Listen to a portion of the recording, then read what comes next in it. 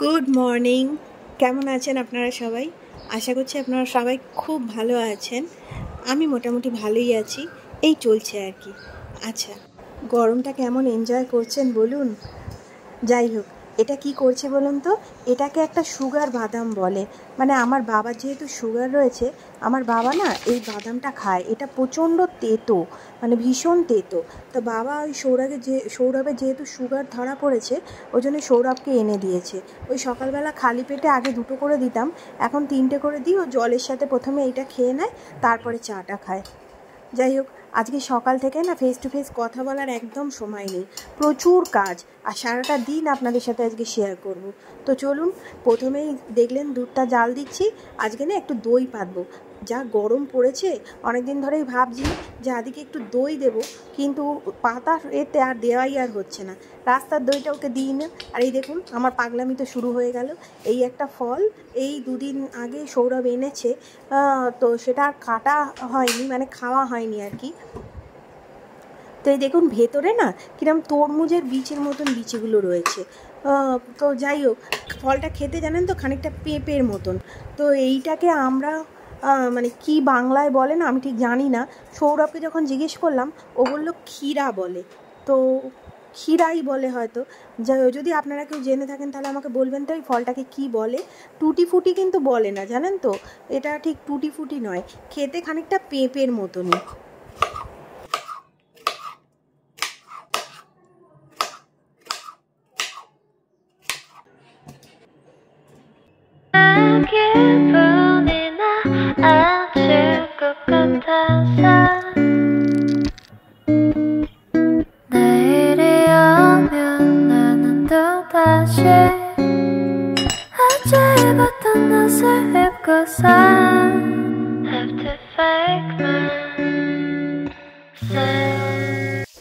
জলখাবার খাওয়া হয়ে গেল জানেন তো।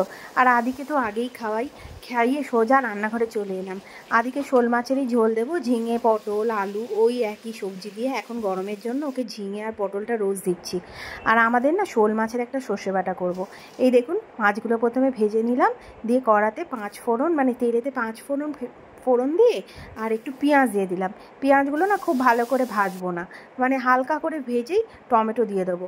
আর একটু নুন হলুদ দিয়ে টমেটোটা একটু হালকা করে নরম হওয়ার জন্য চাপা দিয়ে রেখে দেবো। আর যখন টমেটোটা নরম হয়ে যাবে, তখন সর্ষে পোস্ত, আর আমি এখানে লাল কাঁচা লঙ্কা দিয়েছি, যেহেতু আমি অন্য কোনো রং মানে কাশ্মীরি লঙ্কার গুঁড়ো দেবো না। ওই সর্ষে পোস্ত আর কাঁচা লঙ্কা বাটা দিয়ে ব্যাস হালকা করে কষিয়ে আর জল দিয়ে চাপা দিয়ে দেবো। আর আজকে আরেকটা রেসিপি আপনাদের সাথে শেয়ার করব, সেটা হলো কচুর লতি। দেখুন, লতিগুলোকে খুব ভালো করে ধুয়ে নিয়েছি।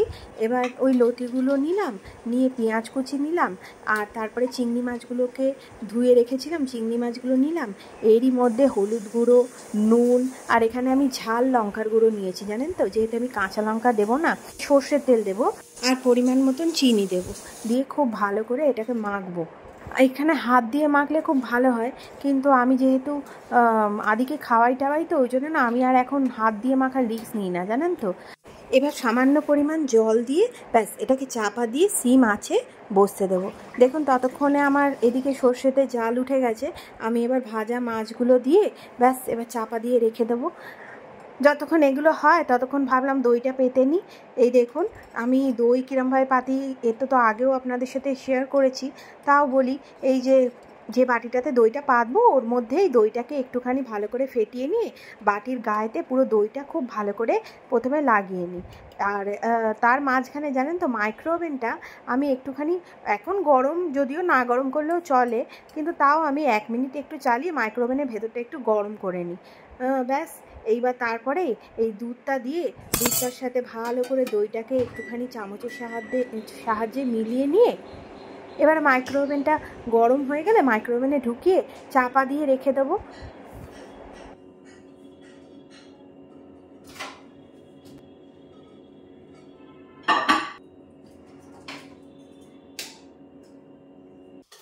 রান্না তো দুটো গ্যাসে দুটো চাপিয়ে এসেছি, এই ঘরটা আজকে আর করা হয়নি জানেন তো সকালবেলা, তাই জন্য ভাবলাম তাড়াতাড়ি করে এই ঘরটা ততক্ষণে করে নিই যতক্ষণ রান্নাটা হচ্ছে আর কি।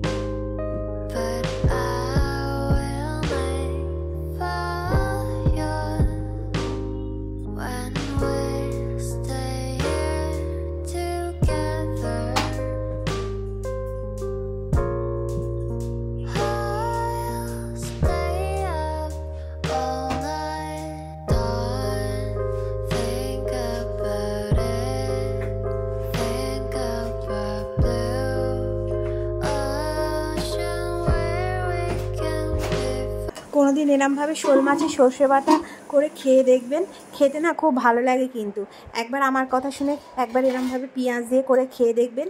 আর এই দেখুন এদিকে কচুরলতিটাও হয়ে গেছে। কচুরলতিটা নিয়ে তো কোনো কথাই হবে না, চিংড়ি মাছ এমনিতেই যাতে পড়ে সেটাই খেতে ভালো লাগে, কিন্তু এই কচুরলতিটা এরমভাবে একদিন মেখে মুখে একদম শর্টকাট। কিন্তু জানেন তো শর্টকাট হলে কী হবে, খেতে কিন্তু শর্টকাট না, একবার যদি মুখে পড়ে না ব্যাস।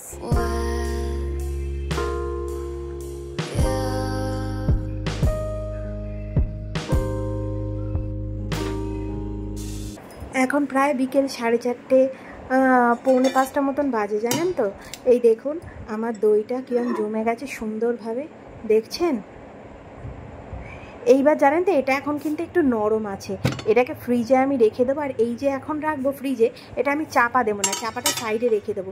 যখন এটা একদম ঠান্ডা হয়ে যাবে তখন চাপা দেবো, তাহলে দইটা একদম জমে যাবে। আর এবার চলে এলাম বিকেলবেলা পুজো করতে। আজকে সৌরভ ফুলমালা এনেছে, ফুলমালা দিয়ে পুজো করব ঠাকুরকে। চলুন পুজোটা খুব ভালো করে করি।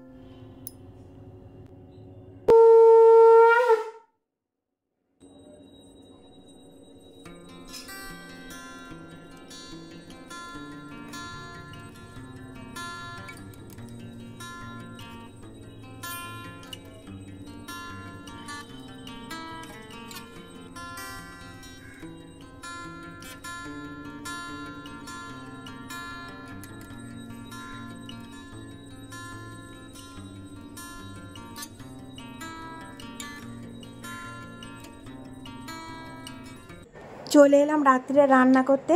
আদিকে আজকে দেখুন এই পটল আলু সিদ্ধ আর ভাত বাটার এই দেব।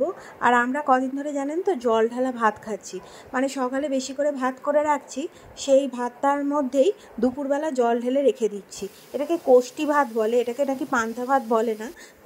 তো যাই হোক, এবার আজকে না অরহর ডালের বড়া করব। তো এই দেখুন অরহর ডালটা ভিজিয়ে রেখেছিলাম প্রায় 3-4 ঘন্টা আগে, আর তার মধ্যেই কাঁচা লঙ্কা, নুন, জিরে, চিনি আর হিং দিয়ে খুব ভালো করে ডালটাকে মানে পিষে নেব। দেখুন খুব ভালো করে মিহি করে পিষবো না, কিন্তু একটু মানে কচকচে থাকবে এরমভাবে পিষবো। ব্যাস, এবার এই ডালটার মধ্যে একটু খাবার সোডা দিয়ে, আমার হাতে যেহেতু একটু ডাল মানে ছিল, মানে লেগেছিল, ওই জন্য সৌরভকে বললাম যে একটু খাবার সোডা দিতে। ও মা, দিতে গিয়ে দেখি আবার দিচ্ছে, আমি বারণ করছি, ওই দেখুন দেখেছেন, তাও দিয়ে দিল। তো যাই হোক, একটু খাবার সোডা দিয়ে মেখে এবার এই ডালটাকে না খানিকক্ষণ রেখে দেবো আমি। ও একটু কালো জিরেও দিয়েছি জানেন তো, কালো জিরে দিয়ে মেখে এবার এই ডালটাকে রেখে দেবো। আর এই দেখুন এখন দেখি সন্ধ্যাবেলা একটু পার্সেল এলো, এই আদির একটা ন্যাপি এসছে আর একটা বিস্কুট এসছে। দাঁড়ান বিস্কুটটা দেখাচ্ছি আপনাদের। এই দেখুন এই জিম জ্যাম এই বিস্কুটটা এসছে। আর এই দেখুন পান্তা ভাত, মানে ওই কোষ্টি ভাত খাবো বলে পেঁয়াজ আর কাঁচা লঙ্কা কেটে তো রেখেছি, কিন্তু আমার কাঁচা লঙ্কাগুলো শুকিয়ে গেছে। আর এই জিম জাম বিস্কুটটার মধ্যে জানেন তো 5খানা এরকম লম্বা লম্বা প্যাকেট রয়েছে। ওই আর বিস্কুটটা দেখতে বেশ সুন্দর জানেন তো, বেশ মানে সাদা সাদা লাল লাল, বেশ ভালোই দেখতে, কিন্তু বড় মিষ্টি, আমার পোষাবে না। তো যাই হোক, এই দেখুন এইবার চলে এলাম অনেকক্ষণ, প্রায় 15-20 মিনিট পরে। এইবার এই যে পেঁয়াজ কুচি করে রেখেছি, বেশ অনেকটাই পেঁয়াজ, এই পেঁয়াজটা যখন ডালটা মানে বড়াটা ভাজবো ঠিক তার আগেই পেঁয়াজটা দেবো, নইলে না নুন দেওয়া রয়েছে তো পেঁয়াজ থেকে জল ছেড়ে দেবে, মানে ডালটাকে আর বড়া করতে পারবো না, মানে জল কেটে যাবে আর কি। তো যাই হোক, মটর ডালের বড়া তো আপনারা সবাই জানেন, সবাই খেয়েছেন। একদিন অরহর ডালের বড়া খেয়ে দেখবেন, খুব ভালো হয়। কিন্তু আমিও যদি এটা প্রথমবারই করলাম, কিন্তু মানে 2 খোলা বড়া করেছি, আমাদের সব উঠে গেছে, মানে সৌরভেরও ভীষণ ভালো লেগেছে। আর কি বলবো, 1 খোলা হয়ে গেল, আর 1 খোলা এবার আবার চাপাবো। আদিকে খাইয়ে এসেই তারপরেই বড়া ভাজতে এসেছি জানেন তো, নইলে না গরম গরম না খেলে ভাল লাগবে না। তো প্রথমেই ভাবলাম সৌরভকে একটা দিয়ে আসি, কারণ ও না এইরকম ডালের বড়া খেতে খুব ভালোবাসে। রাত্রিরে রান্নাবান্না শেষ, আদিকেও খাওয়ানো হয়ে গেছে, ব্যাস এবার নিজেরা খেলেই হয়ে যাবে। তাহলে আজকের মতন ব্লগটা এখানেই শেষ করছি। আশা করছি আপনাদের ব্লগটা ভালো লেগেছে। যদি ভালো লেগে থাকে লাইক কমেন্ট শেয়ার অবশ্যই করবেন। আর যদি একটু বেশি ভালো লেগে থাকে তাহলে চ্যানেলটাকে না সাবস্ক্রাইব করে প্লিজ যাবেন না। আর এরমভাবে ডাল বড়া কিন্তু একবার প্লিজ চেষ্টা করবেন, মানে অবশ্যই অরহর ডালের বড়া। তাহলে আজকের মতন এখানেই বিদায় নিচ্ছি, দেখা হবে আবার একটা নতুন ব্লগে। Till then bye. সবাই খুব ভালো থাকবেন, সুস্থ থাকবেন আর সব সময় হাসতে থাকবেন। Good night, by.